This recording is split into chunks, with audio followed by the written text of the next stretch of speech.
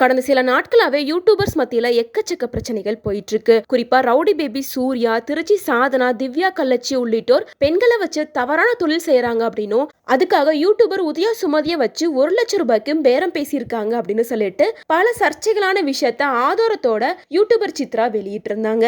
இந்த ஆடியோவை கேட்டதுக்கு அப்புறமா உதயா சுமதி சித்ரா மேல கம்ப்ளைண்ட் கொடுக்கறதுக்காக மதுரை சைபர் கிரைம் போலீஸ் ஸ்டேஷனுக்கு போயிருந்தாங்க. மேலும் எதுக்காக யூடியூபர் சித்ரா மேல கேஸ் கொடுக்க வேண்டியது இருக்கு அப்படின்னு சொல்லிட்டு ஒரு இன்டர்வியூ மூலமா சில விஷயங்களை யூடியூபர் சித்ரா சொல்லியிருக்காங்க. யூடியூப்ல திவ்யா கள்ளச்சி, திருச்சி சாதனா, ரவுடி பேபி சூர்யா உள்ளிட்ட இவங்களோட வீடியோ பாக்குறப்ப சில சமயத்துல முகம் சுளிக்கிற மாதிரியான வீடியோக்கள் வந்துட்டு தான் இருக்கு. ஆனா உதயா சுமதியை பொறுத்த வரைக்கும் அப்படி கிடையாது. அவங்களுக்குன்னு தனி ரசிகர்கள் இருந்துட்டு இருக்காங்க.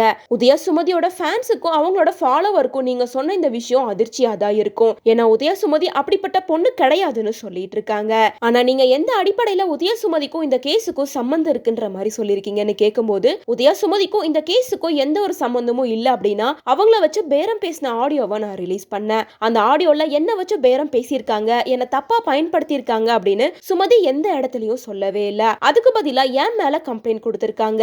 அவங்களுக்கு இதுல சம்பந்தம் இல்ல அப்படின்னா அவங்க மேல கம்ப்ளைண்ட் கொடுக்கலாம்ல. அதை விட்டுட்டு என் மேல கம்ப்ளைண்ட் கொடுக்கறாங்கன்னா கண்டிப்பா இந்த விஷயத்துல அவங்களுக்கும் சம்பந்தம் இருக்கு அப்படிங்கிறது கன்ஃபார்ம் ஆயிருக்கு. அது மட்டும் இல்லாம இது சம்பந்தப்பட்ட நிறைய பேர்கிட்ட நான் பேசியிருக்கேன். திவ்யா கள்ளச்சி ஒரு இடத்துல நிறைய பெண்களை அடைச்சு வச்சு பாலியல் ரீதியா தொந்தரவு செய்யறாங்க அப்படின்னு நிறைய பேர் என்கிட்ட பேசியிருக்காங்க.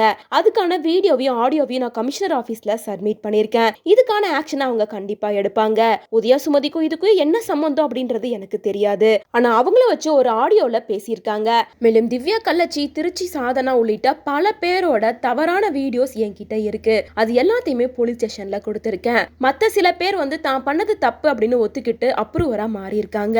அவங்களையுமே கமிஷனர் கிட்ட பேசுறதுக்காக அப்பாயின்மெண்ட் வாங்கி வச்சிருக்கேன். என் சைட்ல இருந்து எந்த தப்பும் இல்ல, என்ன நடந்துச்சோ அதை நான் சொல்லியிருக்கேன், அவ்வளவுதான். உதயா சுமதி மேல தப்பு இல்ல அப்படின்னா அவங்க மத்தவங்க மேலதான் கம்ப்ளைண்ட் பண்ணியிருக்கணும். அவங்களுக்கு இதுல சம்மதம் இருக்க போய் தான் என் மேல கம்ப்ளைண்ட் பண்ணியிருக்காங்க அப்படின்ற மாதிரி சித்ரா சொல்லியிருந்தாங்க. ஒரு பக்கம் உதயா சுமதி சித்ரா மேல அவதூறு பரப்புறாங்க அப்படின்னு கம்ப்ளைண்ட் பண்ணியிருக்காங்க. இன்னொரு பக்கம் Chitra rowdy baby Surya and Divya Kallachi, Trichy Sadhana உள்ளிட்டோர் பெண்களை வச்சு தவறான தொழில் பண்ணிட்டு இருக்காங்க அப்படின்னு கம்ப்ளைண்ட் பண்ணியிருக்காங்க. சோ இதுல யார் சொல்றது உண்மை, யார் பக்கம் நியாயம் இருக்கு அப்படிங்கறதெல்லாம் வெயிட் பண்ணி தான் பார்க்கணும்.